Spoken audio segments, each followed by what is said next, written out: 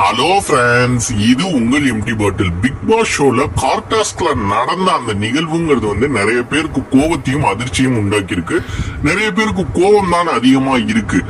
நம்ம ஏற்கனவே சில வீடியோஸ்ல சொல்லியிருந்தோம், இந்த ஷோவையே தடை செய்யணுங்கிற அளவுக்கு சிலர் கோபமா இருந்தாங்க. இல்லைனாலும் அந்த 2 கண்டஸ்டன்ட்டுக்கும் ரெட் கார்டு கொடுக்கணுங்கிற மாதிரி கிரிட்டிசம் வச்சுட்டு இருந்தாங்க. அதுக்கு அவங்க ஆசைப்பட்டது போல் நேற்று நடந்த வீக்கெண்ட் எபிசோட்ல விஜய் சேதுபதி விஜய் பார்வதி மற்றும் கமருதீனுக்கு ரெட் கார்டு கொடுத்துட்டாங்க. இதுல சில பேர் டிஆர்பிக்காக இதை செஞ்சாங்க, அவங்களை யூஸ் பண்ணிட்டாங்கிற மாதிரி ஒரு சில டாக்கும் இருக்கு. சாண்ட்ராவும் கொஞ்சம் ஓவர் ஆக்ட் பண்றாங்க, அவங்களும் சில வார்த்தைகள் பயன்படுத்தி இருக்காங்க, அவங்களையும் எவிக்ட் பண்ணிருக்கணுங்கிற மாதிரி, இல்ல அவங்களுக்கு ஒரு எல்லோ கார்டாவது கொடுத்துருக்கணும் அப்படிங்கிற மாதிரி சொல்றாங்க. இதுல ஒரு விஷயம் சில ரசிகர்கள் பார்வையாளர்கள் புரிஞ்சுக்கணும். சாண்ட்ரா உண்மையிலேயே அவங்களுக்கு பேனிக் அட்டாக்கா நடிப்பாங்கிறது நம்ம சொல்ல முடியாது. ஒருத்தர் இண்டிவிஜுவல் என்ன கோ த்ரூ பண்றாங்கிறது அவங்களுக்கு தான் தெரியும். சாண்ட்ரா பேசிய வார்த்தைகளை அங்க யாருமே அங்க உள்ள இருந்த கண்டஸ்டன்டா இருக்கட்டும் மற்றவங்களும் நியாயப்படுத்தல. பட் கேமா இருந்தாலும் சரி, இல்ல வேற அது எந்த வடிவத்துல இருந்தாலும் சரி, ஒருத்தர் பிசிக்கல் அட்டாக் பண்றது, அவங்கள பிசிக்கலி அபியூஸ் பண்றதுங்கிறது எந்த வகையிலும் ஏற்றுக்கொள்ளப்படாது.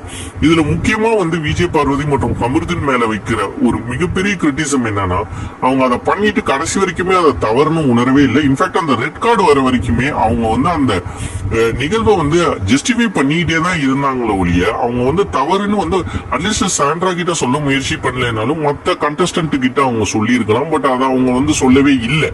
சோ அது அந்த பிஹேவியர் அப்படிங்கிறது ரொம்ப தவறு தான். அந்த ரெட் கார்டுக்கு அப்புறம் தான் அவங்க 2 பேருமே மன்னிப்பு கேட்டாங்க.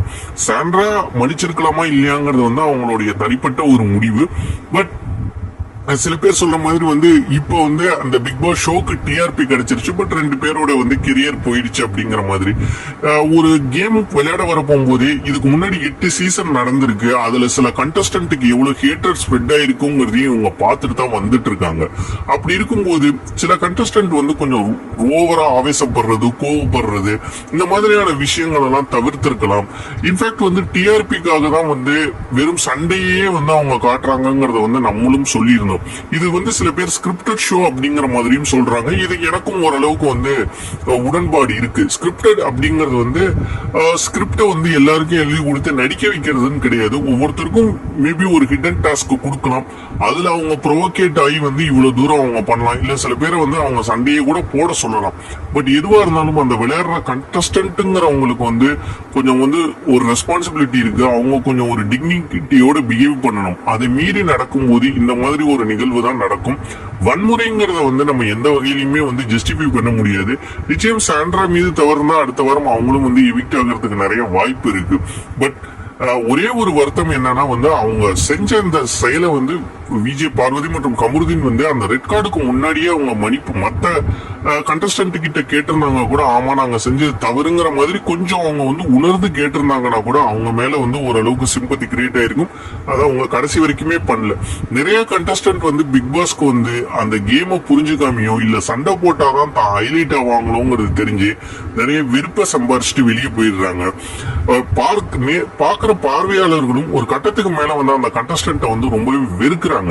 எப்போதுமே பாசிட்டிவிட்டியை ஸ்ப்ரெட் பண்ணணும். கொஞ்சம் நெகட்டிவிட்டியை நம்ம இக்னோர் பண்றதுதான் நல்லது. அது பார்வையாளர்களா இருந்தாலும் சரி, கண்டஸ்டன்டா இருந்தாலும் சரி. இவங்க 2 பேருக்கும் ரெட் கார்டு கொடுத்தது சரின்னு தான் நான் நினைக்கிறேன். நீங்க என்ன நினைக்கிறீங்க? கமெண்ட் செக்ஷன்ல கமெண்ட் பண்ணுங்க. இந்த வீடியோ லைக் பண்ணுங்க, ஷேர் பண்ணுங்க, கமெண்ட் பண்ணுங்க. நம்ம சேனலை சப்ஸ்கிரைப் பண்ணுங்க. நன்றி.